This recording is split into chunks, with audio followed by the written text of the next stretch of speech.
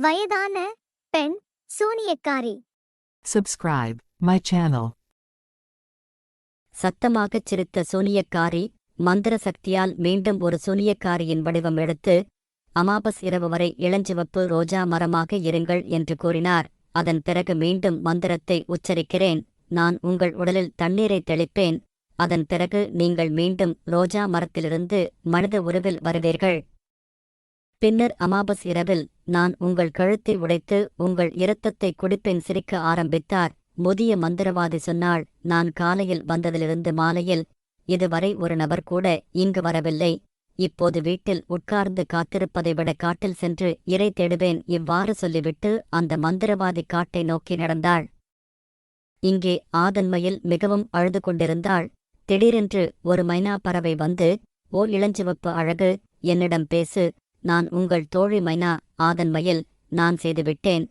இன்னும் பேசுவேன் நண்பா. என் பழைய சூனியக்காரியின் நிலையைப் பார் என்றாள். அப்போது மைனா, அந்த பொல்லாத வயதான சூனியக்காரி பாடம் கற்க வேண்டுமென்றார்.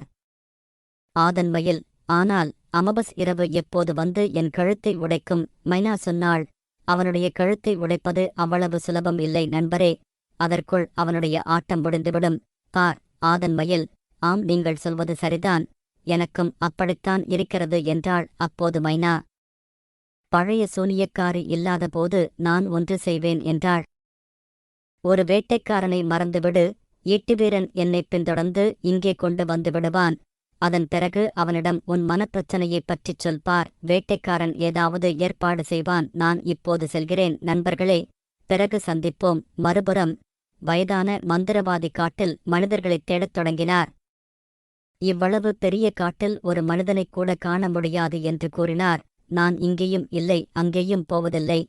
இன்று நான் ஒரு மனிதனின் இரத்தத்தை குடிக்க வேண்டியிருக்கும். இதைச் சொல்லி வயதான சூனியக்காரி வடக்கிலிருந்து காட்டின் மேற்கு நோக்கி நகர்ந்தாள். அப்போது ஒரு மரத்தில் அமர்ந்திருந்த மைனா பறவை அந்த வழியாக வேடன் ஒருவன் வருவதைக் கண்டு, தோளில் அம்பு, மிகவும் அழகாக இருக்கிறது என்று தனக்குள் சொல்லிக் கொண்டது. இந்த வேட்டைக்காரனுக்கும் நல்ல உள்ளம் இருக்கும் என்பதில் உறுதியாக உள்ளோம்.